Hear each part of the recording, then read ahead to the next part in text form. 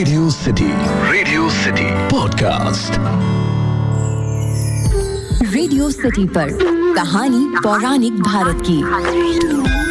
Radio city पर अखिल के साथ हैं आप और ये है कहानी पौराणिक भारत की, एक ऐसा पॉडकास्ट जहां मैं आपके लिए रामायण, महाभारत, पुराण इत्यादि से किस्से कहानियां लेकर आता हूं। और आज मैं आपको सुनाऊंगा महाभारत में बताई गई विदुर नीति के बारे में। तो होता कुछ इस प्रकार से है कि जो युद्ध है उसके शुरू होने से पहले धृतराष्ट्र जो है वो विदुर को बुलाते हैं अपने कक्ष में और उनसे कहते हैं कि मैं तुम्हारे धर्मयुक्त तथा कल्याण करने वाले सुंदर वचन सुनना चाहता हूं, क्योंकि इस राज ऋषि वंश में केवल तुम ही विद्वानों के भी माननीय हो।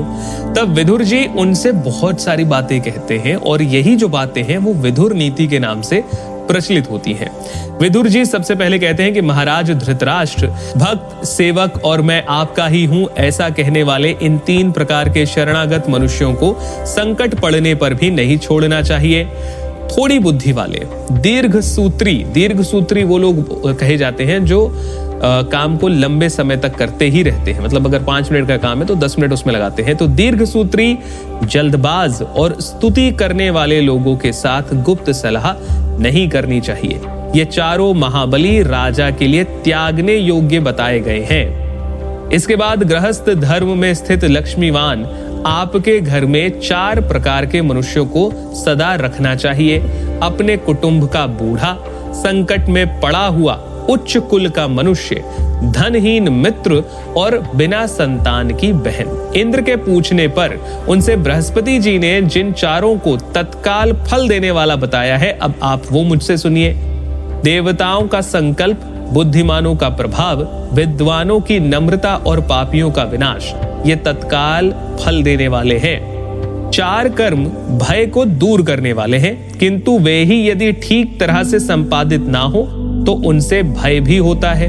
वे 4 कर्म है आदर के साथ अग्निहोत्र, आदर पूर्वक मौन का पालन, आदर पूर्वक स्व अध्याय और आदर के साथ यज्ञ का अनुष्ठान। इसके अलावा विदुर जी कहते हैं कि माता, पिता, अग्नि, आत्मा और गुरु, मनुष्य को इन 5 अग्नियों की बड़ी यत्न से सेवा करनी चाहिए। देवता, पितृ, मनुष्य, सन्यासी और अतिथि, इन 5 की पूजा करने वाला मनुष्य शुद्ध यश को प्राप्त करता है। आप जहां जहां जाएंगे वहां वहां मित्र, शत्रु, उदासीन, आश्रय देने वाले और आश्रय पाने वाले, ये 5 आपके पीछे लगे रहेंगे, इसीलिए इनका ध्यान दें। ऐश्वर्य या उन्नति चाहने वाले पुरुषों को नींद, तंद्रा यानी कि ऊंघना, डर, क्रोध, आलस्य और दीर्घ सूत्रता, इन 6 गुणों को त्याग देना चाहिए। उपदेश ना देने वाला आचार्य, मंत्र उच्चारण ना करने वाला होता यानी कि जो अग्नि में आहुति देता है उसे होता कहते हैं।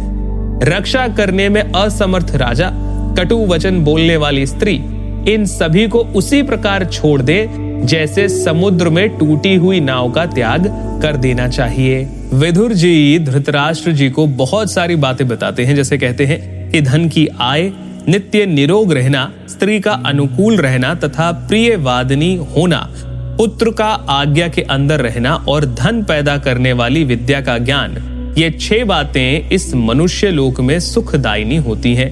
मन में नित्य रहने वाले 6 शत्रु हैं काम, क्रोध, लोभ, मोह, मद और मात्सर्य। इनको जो वश में कर लेता है वो उस पुरुष को फिर कभी पाप नहीं लगता है।